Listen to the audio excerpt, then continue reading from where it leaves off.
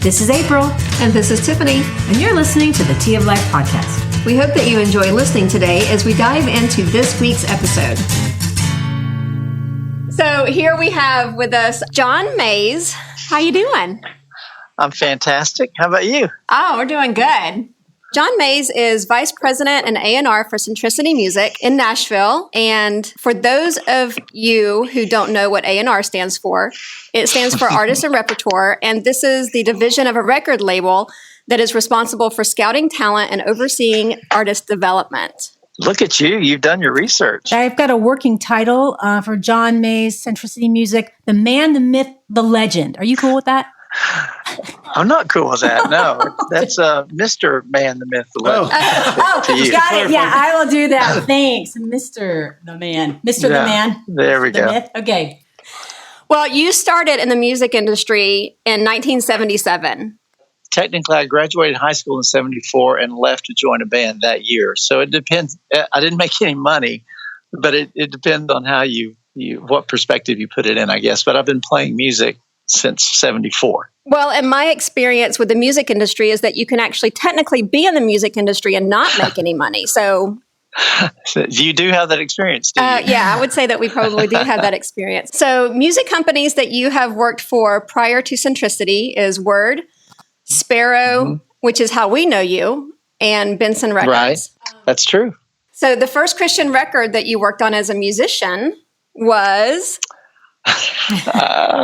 You may know more than I do about I have all the answers here. Well, I have here that you were actually in a band during middle school. The Soul Searchers? That sounding familiar? You have spent way too much time digging around. It is true. It was called the Soul Searchers, and there's actually an old gospel group called the Soul Searchers.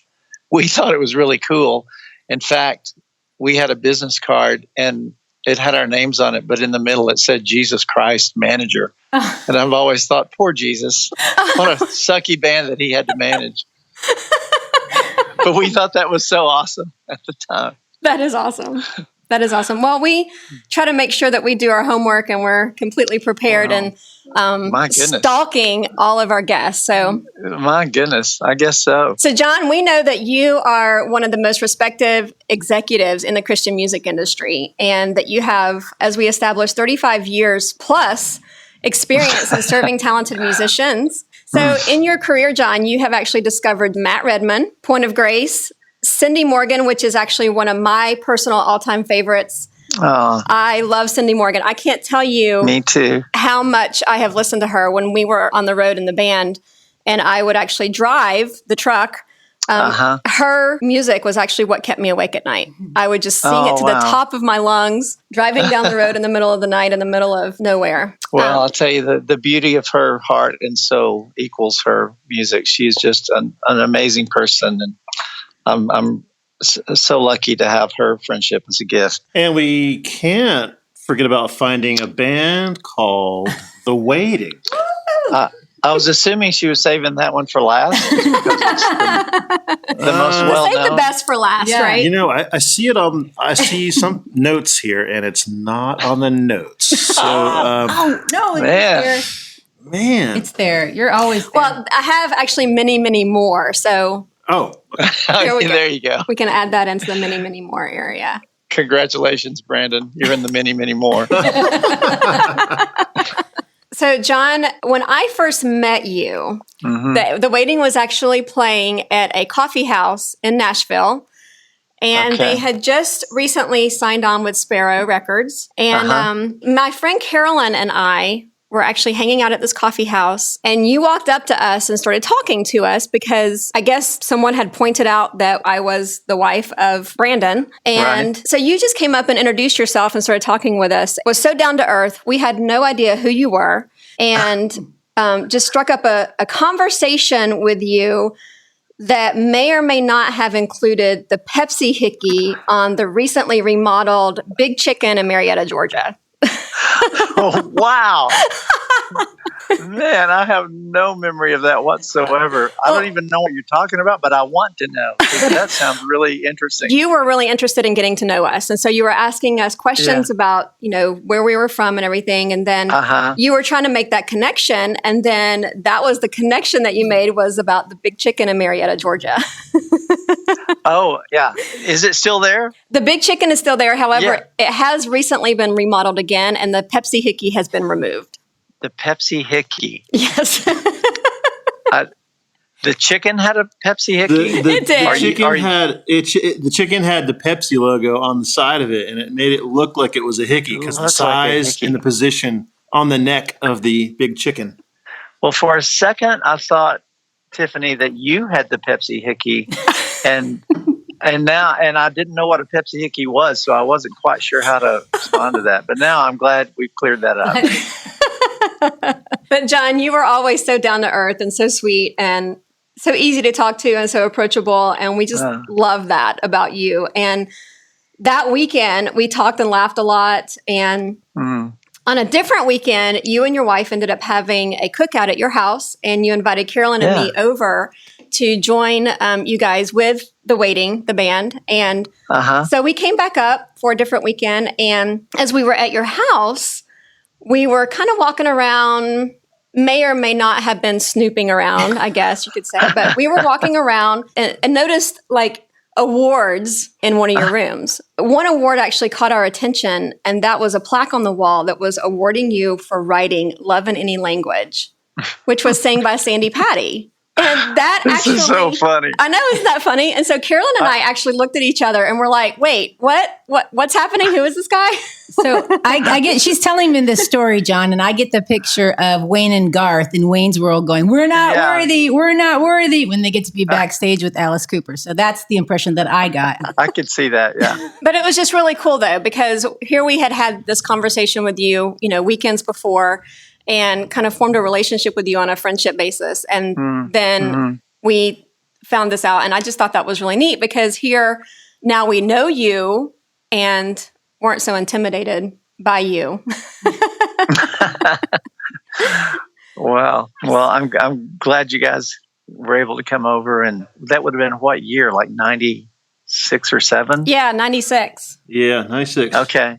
It was basically right around the time, I refer to it the moment we got plaqued. I have a plaque here that it's very special to me. It says, welcome to the nest for Sparrow Records. And I remember it was us and it was Avalon who got signed pretty much the same time.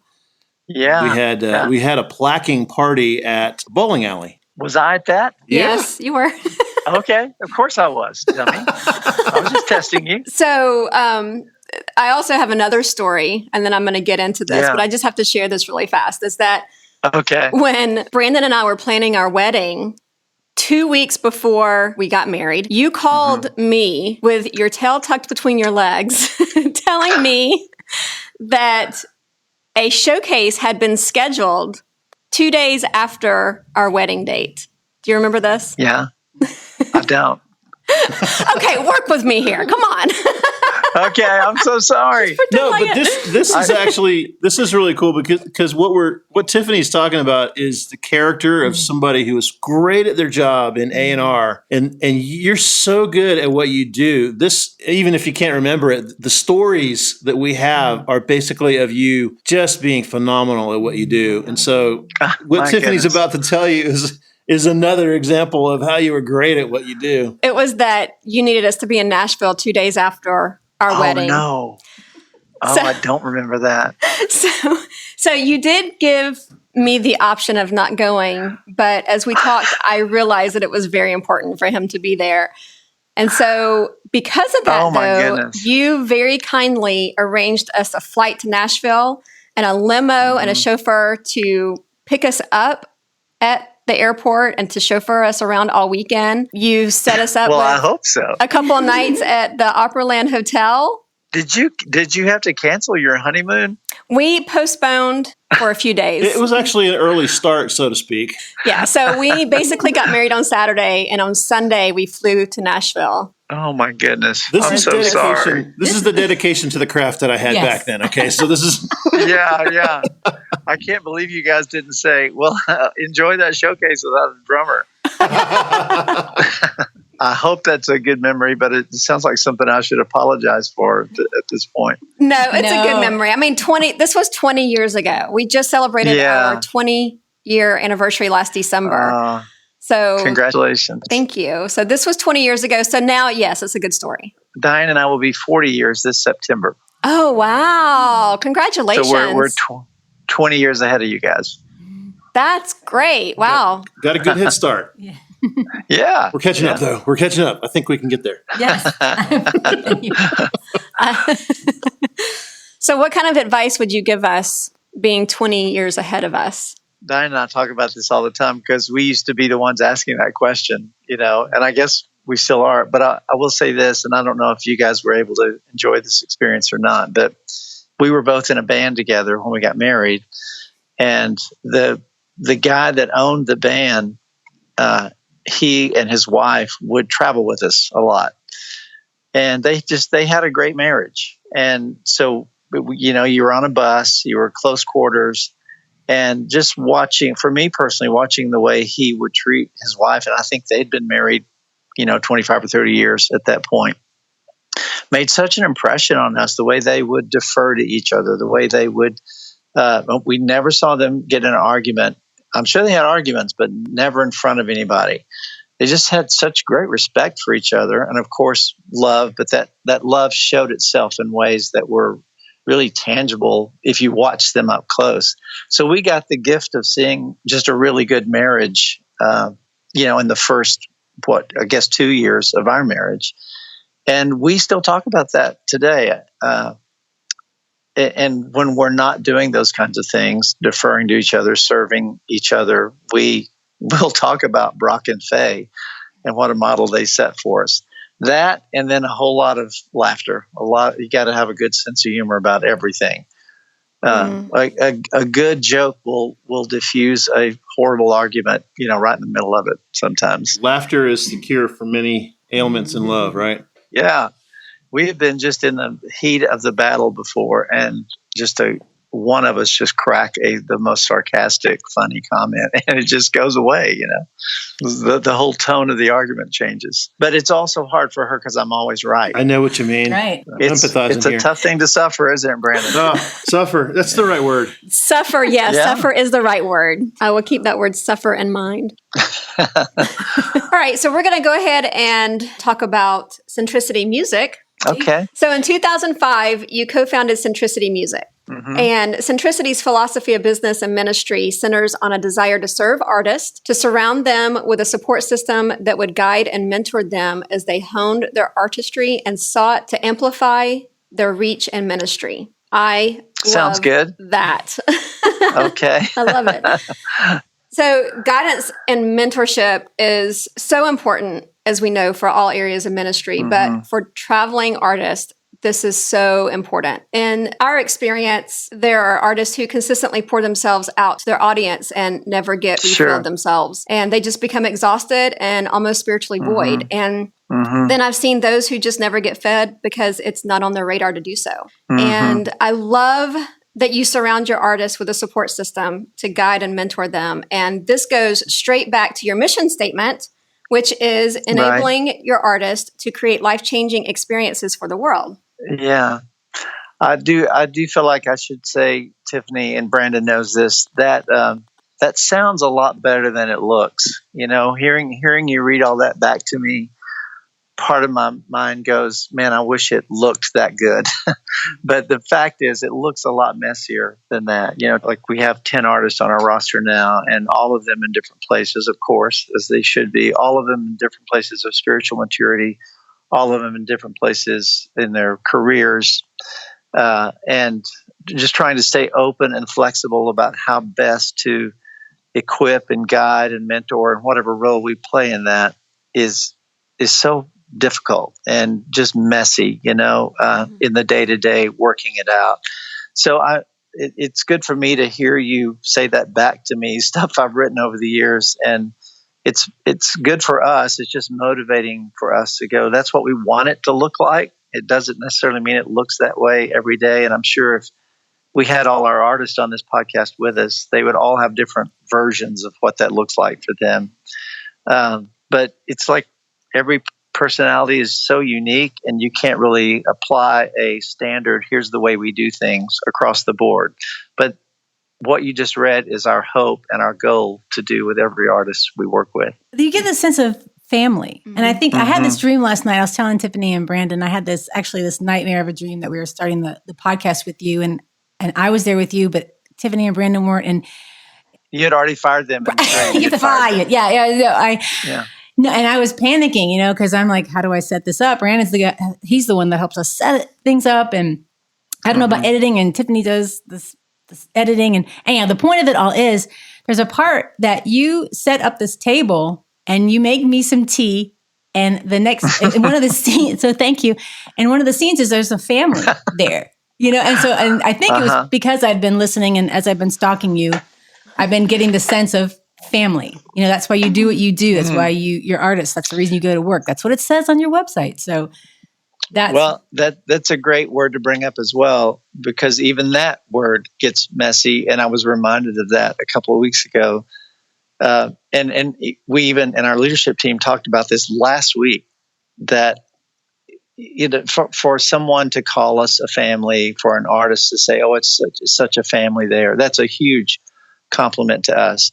I don't know that it's a great word for any business organization, which is, we are a business, because we dropped an artist a couple of weeks ago, and, you don't really drop your family. Whether you'd like to or not.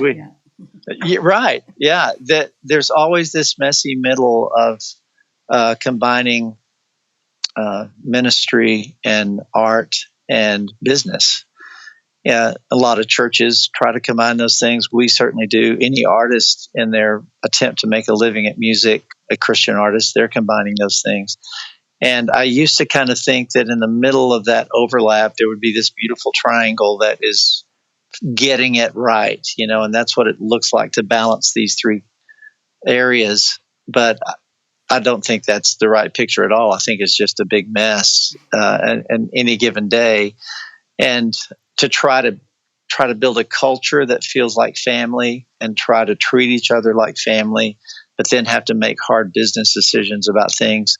There are probably better words, maybe team or something like that. But that I think we get called a family more than we say that about ourselves. But it's also a great compliment to us that people experience something like that when they're a part of our organization. So we don't want to shove that away. But it was just a good reminder a couple of weeks ago. The guy we were letting go used that word back at us, just saying this doesn't feel like family right now. And man, it really got my attention, But isn't there tough love in family? So maybe that's what happened best for him and on his journey with Jesus. And hopefully so. But again, when you hear the word family, you think of a dynamic that isn't really true in any kind of business organization. Even if you were you're sick of one of your kids, you can't say you're not my kid anymore.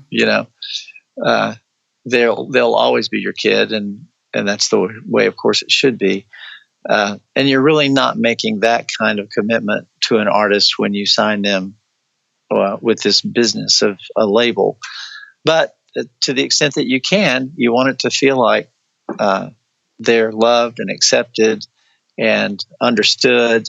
And those are familial kind of things. So that's what we try to work toward. Well, in my experience, I think that that's who you are, though. And so I think that becomes natural for you to be able to implement that into your business because you are that person. Just by the way that I told you that you had welcomed us into your world and invited us over. And there was one thing that I had actually read where Centricity says that they want to sign artists who they wouldn't mind inviting over to their house for dinner. And I just giggled at that because I thought, I did it. I was invited to his house for dinner. We made the cut. I just thought that was so cool. But I just think that that's just who you are naturally is just, you just welcome people into your family. Well, I hope that's true. Thank you. That's certainly the way we want to be. So as we had established, John, you are the one who seeks out talent for Centricity Music. Mm-hmm. And this is something that you have done for a long time. So how did you become a talent scout? Like, what point in your life or career did you realize that you have the gifting to seek out talent in other people? Well, it's a great question. And I love the answer to this question because I hope it can encourage some of your listeners toward the way that God works. As I mentioned, I'd been a session player. So I'd given most of my life up until 1987 to trying to be the best bass player that I could be, and had broken into just doing recording work. And I'd been doing that about 5 years. And probably the last 2 of those, I had worked a lot with a producer named Neil Joseph. And in those 2 years, he had gotten more, like I was his first call guy, and he trusted me with, at that time, there was a role called the session leader. So one of the players would be a session leader, which meant you wrote the charts and you called the players and kind of set the session up. So it was a little more than just another player showing up, and I'd worked closely with him in that way. So he took me to breakfast one morning, which would not have been that uncommon. But at this breakfast, he said, "Well, I've got some news for you. I'm not going to be producing anymore. I've taken a full-time job." Well, that was not good news for me, but the job he had taken was to be the general manager for the Word Records label, which was at that point still located out in Texas, and they were moving that office here to Nashville, and they had hired Neil to run it.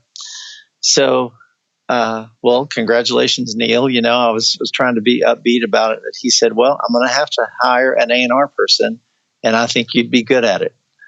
And you guys, I had never heard that term before. I may have heard the term, but I sure had no idea what it meant.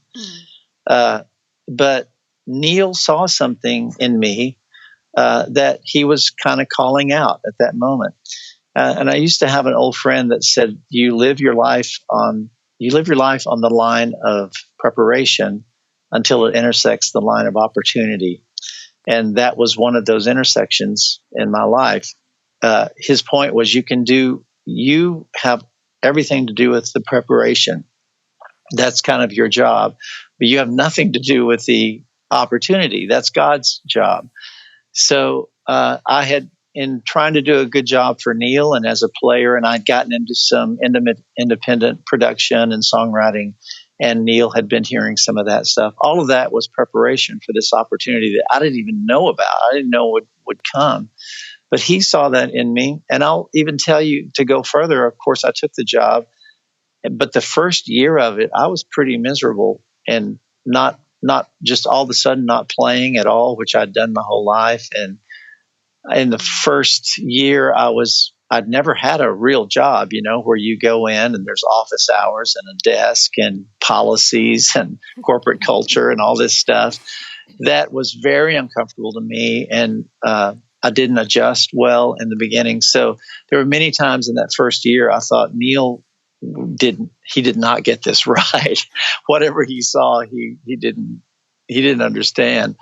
But well, in fact, you mentioned Cindy. I was about a year. He wanted me to work for a year without signing anything, just to kind of get used to the role and the job. And I think that was wise. But the first person I'd signed after that year was Cindy. And Cindy, I think maybe she was 19 or 20. She was so young, and I was probably 30. And we just learned a lot, I think, from each other about the process and about what's important, what to value in each other. And I think during that time of beginning to work with her, maybe God began to affirm some of these things that Neil was trying to call out of me, and say, maybe I do have some gifting for this that has just been lying fallow in my life these years because I've been focused on something else. And now I'm getting to use these things, and it's kind of scary, but it also feels really good. It feels good to exercise this muscle of leadership or these A&R skills that I didn't really know I had. So what might be interesting to some of the listeners is just that, then this isn't my original thought, but this idea of living on this line of preparation, like what are you preparing your life for? And then it's like that's the work, and then the trust comes in that this opportunity will intersect that line at some point that you have nothing to do with.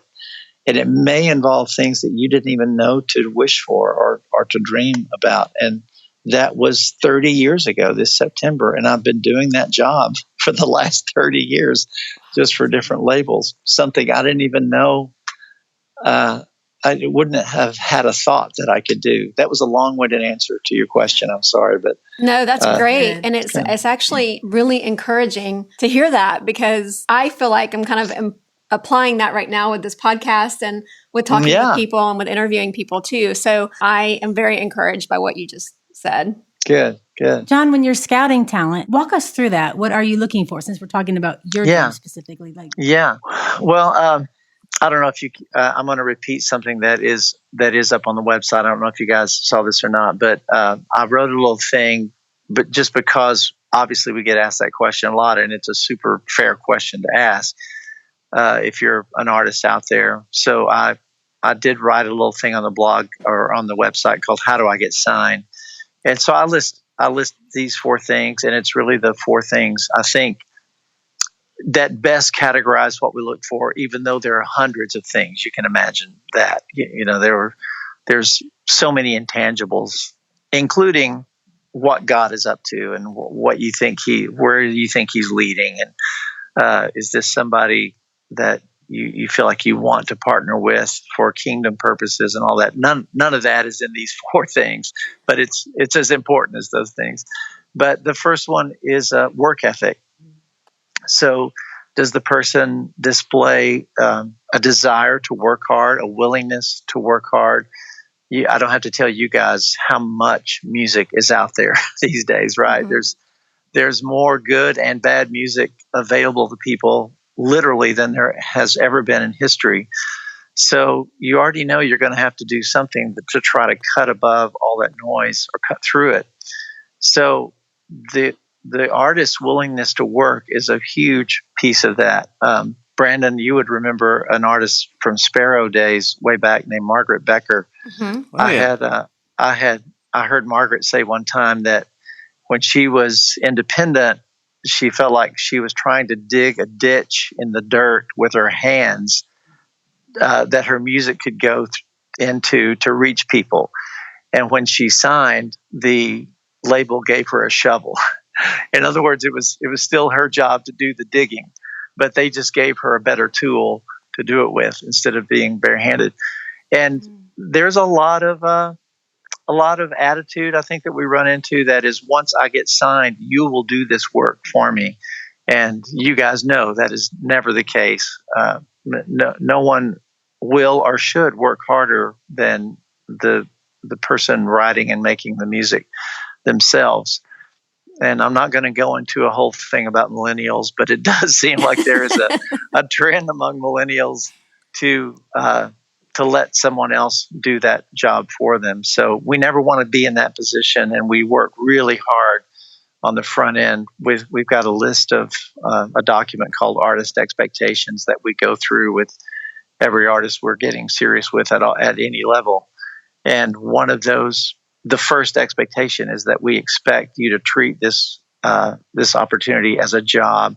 It will be inconvenient. It will pull you away from family and friends, and it's something that you are willing to do. We just expect that from people. So, and if this is in order of most important to least, that would probably be the most important. One is a uniqueness, and that's a little weird. And I think on the website, I use the term qualified uniqueness. And I say qualified because, and I'm telling you guys all things that you already know, but maybe your listeners, this would be interesting to them. But commercial music is so weird that because you can't have this original sound that no one's ever heard, because radio would never play that. Mm-hmm. But you also can't sound like everything else that's out there. Plus, who wants to do that, So you're trying to find this place where you do have a unique sound, or what you have to offer or say is unique, and no one else is out there doing it. But it sounds enough like the commercial format that it gets into the gates of whatever that format is. So a qualified uniqueness would be one, and I think that's something that's misunderstood by indie artists a lot, because usually things either sound like, oh, well, there's already 7 of these bands that sound just like this, or something that is so to the left of that center mark that that it wouldn't be accessible to any kind of mass market. Talent is one. I think that's the last one I list, because it's hard to know how important talent is anymore these days, when a 14-year-old kid can go buy a $75 copy of a Strat, and because he's cute, he does some cover videos on YouTube, and he gets signed in 2 years, and now he's the biggest thing that anybody's ever heard of. I like that artist. He's one of my favorites. Yeah, I know. And I'm not saying any names, but you know the people I'm talking about. And, you could go, well, are they really talented? I mean, I know lots of people more talented than that person, but maybe their talent is how they look into the camera or engage their teenage girl audience or whatever. So it's harder to define. Like, if I think about Phil Keaggy, I think about a rare, amazing, unique gift for playing the guitar that he has worked and worked and worked to perfect over the years. That's really no longer a qualifier for record labels. And it's kind of sad on one level, but it's just the way of the world now.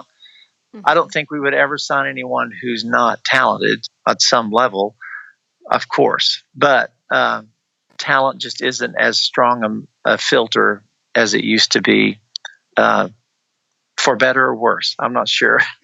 So let's see, what did I have? I had work ethic, talent, qualified uniqueness, and let me think here.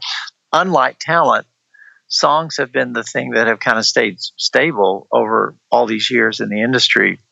If a person shows up who's a really good singer, it's hard not to go, well, there are already, 2,500 good singers I've heard in the last 3 months. But if somebody shows up with a great song, that's what everybody's looking for. It's still the song that connects to people. It's the song that makes a way onto radio or into streaming, which is the pathway to connect with people, the most mass delivery system. A song is still what moves people. And I think we gravitate more towards somebody who can bring a high level of writing skill than a high level of performing skill these days. And I think that's true just through the years. If you think about Dylan or Paul Simon or Johnny Cash or a lot of people like that their singing instrument wasn't anything you'd write home about, but these songs that they deliver mean something to people. And especially when you start thinking about ministry, a song is usually the carrier of a message that contains the kind of ministry that means something to people. So songs are way up there on our list, and it's probably the thing we spend the most time on with our own artists, is trying to get, if we're working on a record, maybe they've written 50 or 60 songs and we're trying to get down to 10 or 11 or 12. Or if we're doing an EP and we're trying to get down to 6, whatever it is, or maybe it's just a single and we're working on one thing, we might go through 20 or 30 songs just to get to that one. Mm-hmm. And that's because we place a really high value on songwriting. And I think that's because so do people. They may not know it, but that when somebody says, I just love that Carrie Underwood, they may love something about her or some of her story, but it's the songs she sings that connect with them. So work ethic, songs, uniqueness, and talent would probably be the 4 things that when you say, when you asked me 35 minutes ago, I'm so sorry I'm this long-winded. What do you look for? Those are the four kind of tangible things. And then, like I said, there's all these intangible things that you're always wondering about, the personality. And something I've always really respected Amy Grant for was, and we have an artist named Lauren Daigle who has a lot of these similar qualities that there's never a short conversation with Lauren or Amy, because she's genuinely interested in that person. I don't care what they do, who they are. They're sitting across the table. They want to be in that moment, in that conversation, which gives their management just all kinds of heck, because they usually need to go on to the next thing. But that kind of genuine interest in people and their stories and what makes them laugh and cry and where they have suffered in their life, not only does it just that kind of heart connect with people, but it also informs great songwriting, I think. So if Amy were on this podcast with us, I think she would be quick to say she wasn't the best singer that's ever been signed, but she had a way with people that just was amazing. I don't know if you guys ever got to be around her, but I learned that when I met her the first time when I was working at Word, and it was a very casual, I met her in a group of 20 or 30 people. And the next time I saw her, which was not quite a year later, she remembered my name, which I mean, that's almost like a supernatural skill, that she could do that kind of thing. But I just think it was because she took a real interest in everybody, and her parents had moved in with her, and we were working on that with my parents, and we kind of connected on that conversation, and she remembered all that. It's crazy. So those kinds of qualities in people, you're also trying to figure out as well. And Brandon, I keep referring to you because I know we lived some of this with the waiting, but sometimes we analogize this process to dating. Okay, it's not a great analogy, but you get to know someone, you're interested in them, and in our case, we'd be interested in their music, but we don't know anything about them. So you start dating, and you in that dating season, probably you're concealing more information about yourself than you're revealing, and then the longer you date, the more your warts and flaws come out with each other, and you begin to build some trust with each other. But you're working toward trying to decide if you're going to get married or not. And in the music biz analogy of getting married would be to sign a contract with each other where you have built enough trust with each other that the artist is going to trust this company and this A&R person with the care of their music, which is a giant deal. And the label is going to trust this artist that they'll be trustworthy and they won't embarrass them, or that they'll work hard, and that they'll try to keep a good balance in their family and ministry and career. All those things are nothing that you can put into a recording contract, right? But they're really important. And that whole dating season, which can be, I don't know, in the short term, maybe at least 6 months. And in the long term, you could go a couple of years just trying to figure out, is this right? Are we right for each other? And all of that goes into that kind of dating time is just as important as the four things I just mentioned, but just a lot harder to describe. And I will add the other layer is if the person is out of town, which they are often, the dating thing is harder because it's long distance, right? Yeah. Mm-hmm. And that's one of the reasons that we, I don't know if you guys have read up on this at all, but we started a retreat for indie artists that we just were interested in dating. And they may be a brand new relationship to us, or we may have been trying to get to know each other for a while. But if they live out of town and we bring them into town, even if it's for 4 or 5 days, and you hang out that much time, or you go to lunch every day, or whatever it is, it's still not like hanging out together for a week somewhere away from town and really getting to know each other. So most of our best signings, I think, have come out of those retreats that we've we've been doing since the beginning. I remember when we were in that phase with the waiting and you, that was actually some of my greatest memories. Wow. Was getting together with you and just, it was a meal, or it was you coming to a show, or it was us dropping by the offices there when we were in Nashville. That was just some of the sweetest time that we had. And, it actually, as I'm thinking back too, it probably was the time when we really got a lot of strength in feeling like we were starting to make a difference because somebody was paying attention. And that it kind of fed back on itself, like you said, the shovel analogy instead of digging. That had all of a sudden we had more to fight for, more to go towards, more to write and create content for, and to do even a better job of what we were doing. And I just remember it was a growth period, and it was so great. That's so good to hear, Brandon. I'm glad, and I'm sure it was for me too. Starting any new relationship and digging into it is always great. On our side, on the label side, there's always this stewardship issue. And I will say I have felt that more at Centricity than any other label I've ever worked for. The other labels I worked for were all corporately owned labels, owned by bigger entertainment companies. At Centricity, just being owned by this precious family that lives up in Seattle, the Lumrys, I want so much for them to, in the beginning, I was so just desperate for them to make their investment back, and always worried that wasn't going to happen. And even in those days, in the early days, they would take such joy out of the smallest things that would happen for any of the artists. If we released a single and it only got a couple of ads in 2 different towns at 2 different stations, to me, that would be such a huge failure. And to them, they were like, well, thank God there's 2 cities playing the music. It was such a refreshing perspective. And it just gave me this sense of stewardship that everybody that's on the label, that thing you read about it, we would want anybody that we signed to be people that we would want in our home.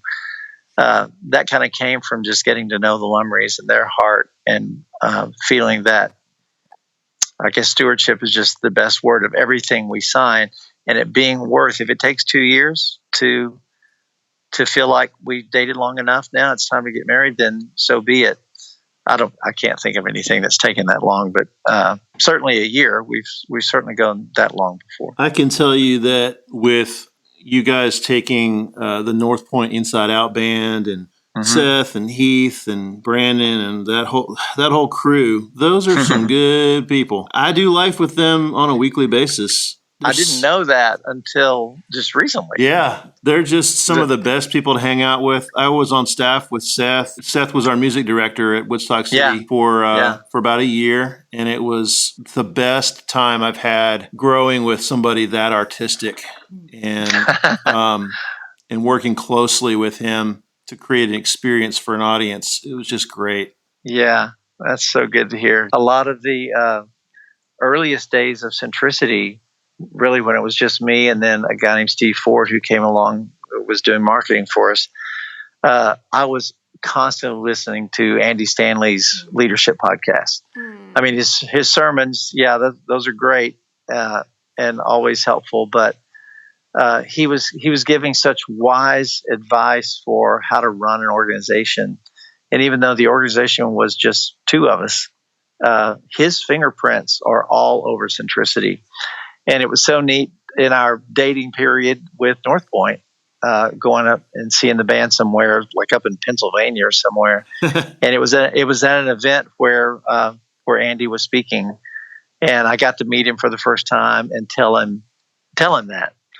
I don't know that it mattered to him, but I felt good that I got to say it, and just to say, hey, this band that comes out of your church that has signed with us now will be whatever good comes from our label toward them. A lot of it is to your credit because of the way you were teaching me how to build something through your podcast that you do. And I still listen to them all the time. It's still a big deal to me. The Andy Stanley podcast, just to get on a little side note here, the leadership podcast, I know it's also made a big difference in our son's life because we listen to it all the time here. at home or I'll listen to it in the car. And our oldest son is 15 now. And all of a sudden we'll see him applying something that I know he heard in the leadership podcast.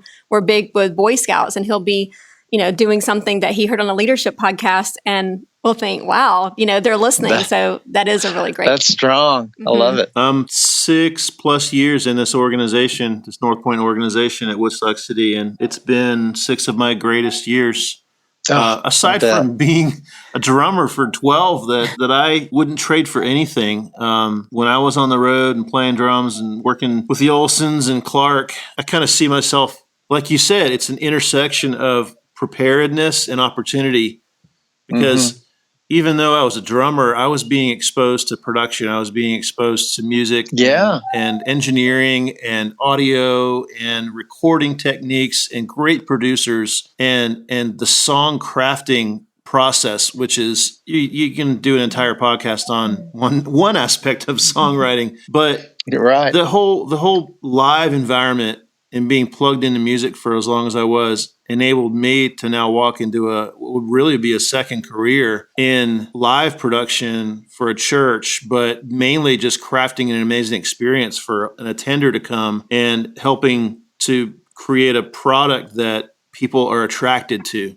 That for a church, that sounds very corporate, but really what we want at the end of the day is we want somebody to walk through the doors at a church and go, I am attracted to this. I want what they have. And my part of it is to create an amazing technical and production experience now. And I got that from doing what I did for 12 years on the road. And it was that preparing, and then an opportunity came along to use that in a different way. Yeah. There's a lot of parallels. So good to hear. Yeah. I know that you are around music all day long. And since you touched on corporate worship, that reminded me of a question that I wanted to ask. With your ears and mind in tune with the technical side of music and how it will impact the audience, but how hard, if at all, is it to enter into Sunday morning worship setting? Is it easy to disengage from the artistry of the song and fully worship?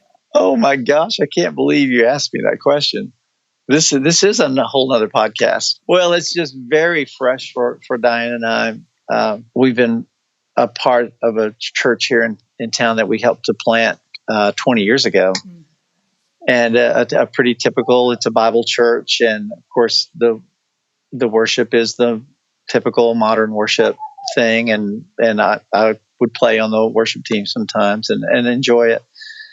But it did, over the years, become sort of a burden for me. And in the beginning, I couldn't really identify it. So there's a good bit of counseling in all this story as well. But part of it is when I talked about mixing those 3 circles of art, business, and faith, there's also a weird mixing in this town of worship music and business. And boy, you talk about a mess. There's a meeting today going on at some label, I promise, where some record isn't working or the numbers aren't what they need to be. And somebody's going to say, well, should we make a worship record? Maybe that would work. And that conversation, I think, should feel weird for us when we think about what is worship and what are we making it, at least what we call worship now. So there's all that. And then just kind of being behind the scenes and leadership at the church and knowing who wrote the songs and why decisions got made for those songs to be sung that day. And something that would bother absolutely no one in the congregation. And I'm grateful for that. But for me personally, and then that spilled over to Diane, we eventually had to go find another place to worship. And now we're at a more liturgical based church, is an Anglican church where the music is very simple. It's either a guitar player and a singer, or piano player singer. It's a lot of hymns. It's very simple arrangements of things. And at least for this season, I think for us, we discovered that we were thirsty for something in that style of worship that was a drink was being offered in a liturgical setting that wasn't evangelical setting. So that's very new for us, like 2 months. Oh, wow. So that's why I kind of chuckled when you asked the question. But I hope that you guys don't hear that I'm not a believer in modern worship music. Obviously, we're huge believers in Inside Out, and we're going to throw everything we can at helping people to discover that music, because I think it's important and I want people to hear it. And when I hear Death Was Arrested or songs like that are coming out of that church, I'm moved by them, and I'm so grateful for that. But it's more it's more my personal spiritual journey and path that I'm on at 61 years old, having never in my life not been in church and not been exposed to evangelical style of worship. And, in these last 10 years or whatever it's been, it being what we now call the modern worship movement. And for whatever reason, that just kind of dried up for me. And we're finding nourishment in another style of worship right now. And it might not be forever. And again, this is just for our personal journeys spiritually. So I can't say I'm not a believer in modern worship music, because I am, but we weren't finding life in that, being involved in it at a big church like we were at. Ooh, how did that sound? No, that sounded good. I mean, I Okay. visited. I mean, it did. I understand. It makes sense to me because I recently, about a year ago, visited an Anglican church here, and it was like a cup of cool water to a dry and thirsty soul for me that day. That's just what I needed. So that's what I'm hearing from you. Is just what you needed for this season. Yeah, it is, and I don't know how long the season will be, but exactly. We're continuing to find that nourishment, and the more I find out about what all these things in a liturgical experience symbolize and the history of them, and as I learn that, it means even more to me, and I feel like I'm getting more meaning out of it. So I feel like we're growing from it right now. It's kind of, I will go back and listen to the music of Rich Mullins for some of the same reasons, because there's a lot of liturgical content in his music. And you bet. It's refreshing because it's not anything like current modern worship music. And I know what you're talking about when you say that for you had to go find something that was going to reach you where your soul needs to be, I guess, right? Yeah, that's a good way to put it. John, how hard is it to maintain balance between artist vision for their style, sound, and record, and the record label's vision for the artist? I would say that is not that difficult, because by the time we sign them, we know well what their vision is, and we can either help support it or we can't. So if we've signed them, then we're on board with their vision, and we're all about trying to build platforms for that vision to get out. I think the harder thing might be to, and all these things can take so long to talk about, and I'm really sorry, but no, you're fine. With radio being such a important part of how music gets to people these days, and it's funny. I think when we were starting Centricity, I thought radio won't even be a factor in 5 years. Why, if you can listen to what you want, when you want, where you want, why would you have the radio? But it's a bigger deal than it's ever been in the industry, and still a huge music discovery tool, even in the wake of all the streaming that's going on. So the bigger struggle is how to take that vision and overlap it with what the radio listener will respond to. Sometimes that gets really hard, and there's a very clearly identified demographic for Christian radio, and it's an older woman. It's a 39 to 54-year-old female. Becky? Well, there you go. So if I'm signing a 20-year-old, I'm kind of asking him to write music for his mom, Now, this is a clearly identified problem in the industry that's being talked about every day, and I'm so glad. Like, what can we do to expose younger music to younger Christians out there who never listen to Christian radio because it's these older songs that they don't identify with, you know? So it's getting talked about a lot, but we're still kind of stuck in this, me telling a 20-year-old, we need songs that will reach this woman. And he's kind of like, you mean like my mom? So that's the part that's a whole lot harder than lining up with their vision and supporting it. And I should say too, they don't come into the relationship with their eyes closed. They know this is important, and it's important to them. They want to be on the radio, of course. They're trying to find their own ways of bending and shaping and compromising, certain aspects of their music to fit that mold. The good news is, if you're making a record, not every song has to fit that mold. You know, we only need a couple that we can use as singles. But still, for those two or three, it may be the most important defining songs of their career. And there are plenty of artists out there who wouldn't talk about this out loud, but their biggest song is one that they dislike the most. And they're kind of chained to it. You know, they have to perform it every night. And it's one of those that they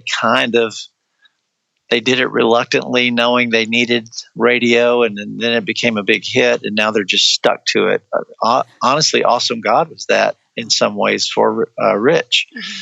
And it continues on this day. So I don't know that that'll ever get fixed, but that's the bigger problem for us that we're always talking about, rather than aligning with vision. We have a new songwriter here. It's actually one of the hosts of the podcast, and since we had your ear, we figured that it might be a really good opportunity to go ahead and pitch a new song. So I'm always ready. If you don't mind, this is April Abraham. With Bring it, April. You're good Father. It's who you are. It's who you are. It's who you are. Yeah? What do you think? Okay, two things. I don't think that lyric will ever work. Oh, gosh. And second, give me an address. I'm sending a contract right now. I'll email it. I can throw up now. Yeah. So sorry that we just had to stick something in there. Yeah, make you chuckle.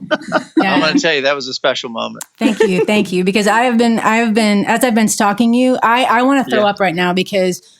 So this is the part of the conversation where April goes completely psycho-fan on John. Neither Brandon nor I saw this coming, and we were completely cracking up at her. You were like my hero. I am going to cry. I know this is so weird, and I apologize ahead of time for coming off as really weird. And I will not stalk you and go to your house. I promise. They have not given me your address, but this is just like, I'm shaking. Oh my gosh. Like, so the point is, I just think that you're really great. And I hope that you have a couple more minutes to share with us, because I have two really burning questions. Okay. So one, I have a question that's been plaguing me, and I shared this with Tiffany the other day, and I figured it would be great to ask you because you're in the music industry. So riddle me this. When we listen to Christian radio, we will hear an original song by an original artist, and then we will hear that same song done by a different artist or several different artists. However, it's not something that you hear on secular radio. Like, why is that? Okay. Right now, Christian radio is kind of made up of two parts. There's what we call CCM songs, contemporary Christian music songs, which would be songs about faith and life. And what would be a good example, like from some of our songs, The River, or How Can It Be, or Matthew West songs, or Casting Crown songs, even though they kind of cross the lines. Just songs to encourage you, to give you hope, Gotcha. Those kinds of songs. But then there are worship songs that the lyrics are vertical, right? They're to God. Mm-hmm.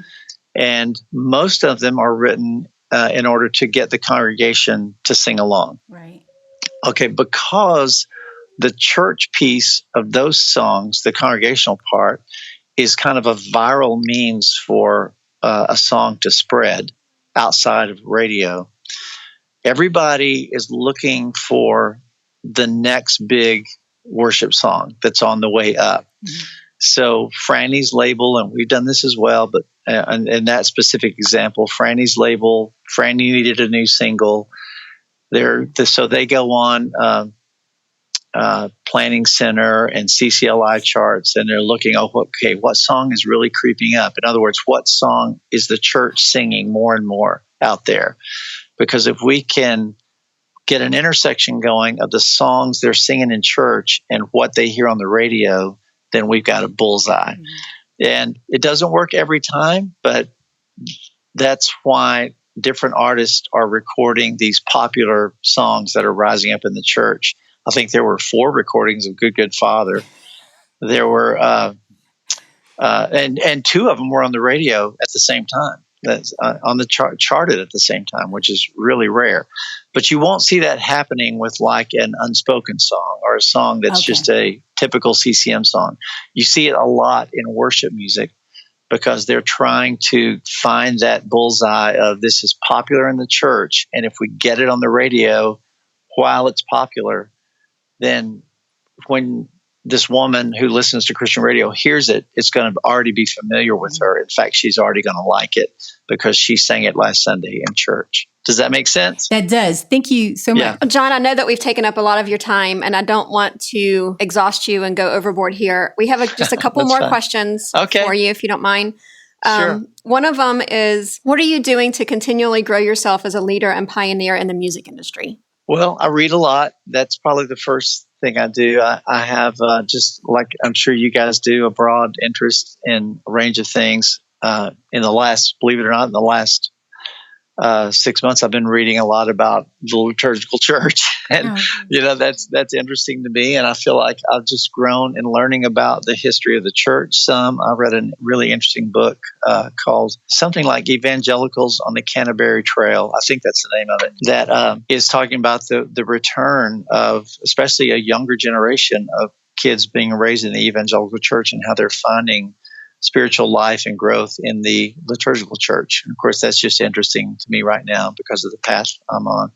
So I read a lot. I read a book about 3 years ago that a person told me about, and this could get weird for some of your listeners or for you guys. I don't know. I don't want it to be weird. But the book was called 10% Happier. Have you guys heard of it? No. Dan Harris is the weekend anchor on Good Morning America. And there's a YouTube clip of Dan Harris reading the news for ABC one night, and he has a panic attack on the air. I remember that. Yeah. Okay, yeah. But out of that story, he wrote this book called 10% Happier that was a skeptic's journey into meditation. It had no spiritual ties into it. You know, he had heard so many people talking about meditation and its ability to kind of bring peace of mind and relaxation and lessen people's anxiety, which was part of his problem. He wanted to research it. So he goes all over the country interviewing people and talking about meditation. I think it did ultimately lead him to Buddhism, but he didn't start in any kind of faith perspective. He was just, I don't know if he was agnostic or what, but I don't think he really had carried a faith into his search. But that book kind of got me interested in meditation, and I, like him, was a skeptic, so it was interesting for me to read it. And that led me to books on contemplative prayer. A book that meant a lot to me by Charles Finley was The Contemplative Heart. And so blending those two ideas has completely changed my prayer life over the last 2 to 3 years. So prayer looks a lot different for me now than it did a few years ago. And it kind of was in confluence with another stream of trying to get up early and give some time in my day to what I would always say was a priority, but it didn't really reflect in my life. So I'm up early every morning, involved in some kind of form of contemplative prayer or meditation from a Christian faith perspective. And it's been a very slow life change for me. So that would be another thing I would list as something that I'm growing from right now. And all these things could be their own podcast. We could talk for an hour about any of these things. And then I love, I feel like I'm always growing through different engagement in different kinds of art. I get really curious about things to an OCD place and get too far. But Frist has a beautiful art gallery here in town that did a recent exhibit of sculpture from China, and it got me so interested in researching some of these sculptors from the 16th to even 15th and 16th centuries, what motivated them and the kind of things they were sculpting back then, and the ways that they were sculpting with no tools or almost all sculpture today is just molds, but not many people, are looking at a rock and taking a chisel to it. And I can get so inspired by what motivates people to create. And I think that what gets me inspired can spill over to our artists, and talking to them about it and seeing them get excited about it and it reflecting in their work. It means so much to me.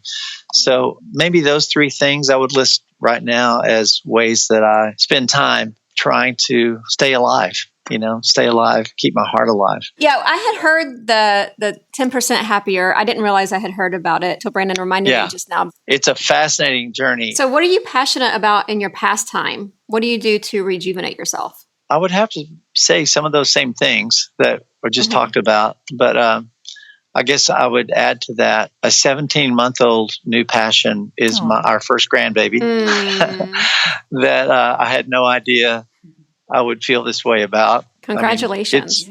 Thank you. It's better than being a parent, I'm telling you, because you can do whatever you want and not worry about all the parenting stuff. And give them back. Let them deal with that. You don't have to make any good choices or anything. So you don't have to be wise. You just got to entertain your granddaughter. So it's been so fun, and I do feel like a lot of times it's like, hey, do we have time to? They only live about 30 miles from us, so it's easy to get up there and go spend time with her. So I've loved that.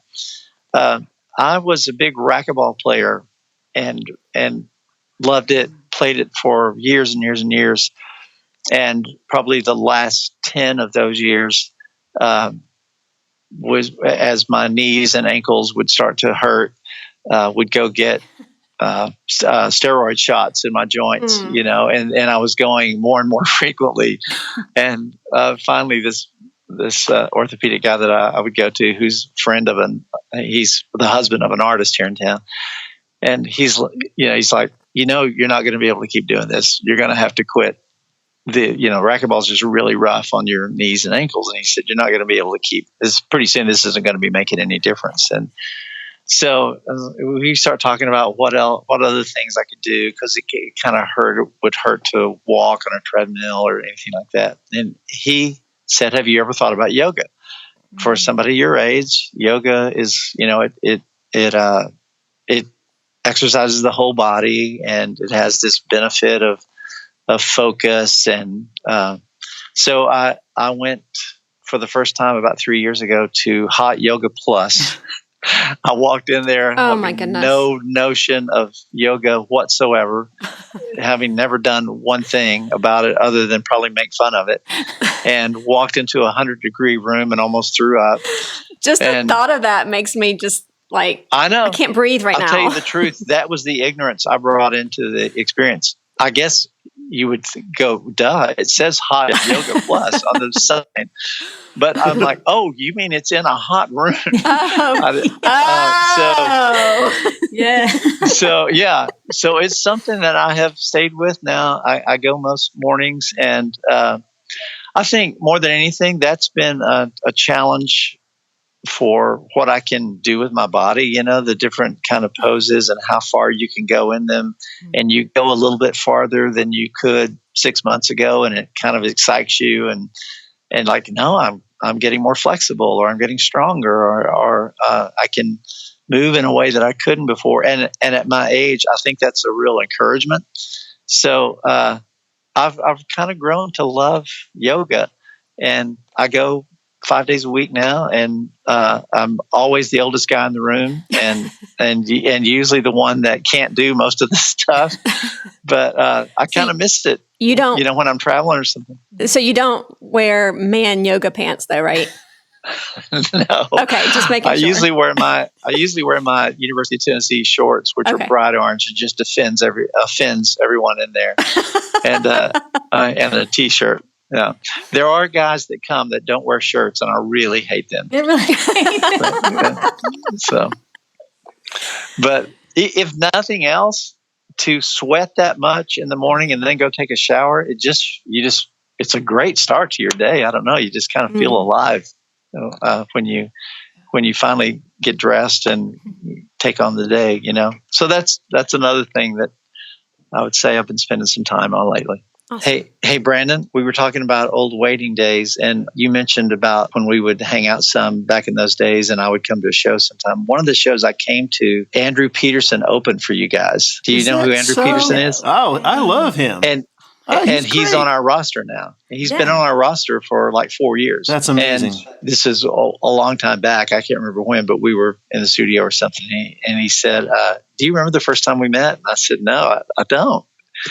He said, I opened for The Waiting, and you were down there working with them, and I came back and introduced myself to you. I think it's kind of neat how it kind of tied things together. And he's gone on, to just have a great ministry and such a creative guy involved in so many good works. So there's a little linkage with him back there to you guys. Yeah. I mean, we did so many shows over the years. I think at our height, we were like out 140 dates a year. The amount of contacts that I probably have no idea that I made and lost and crossed paths with so many people.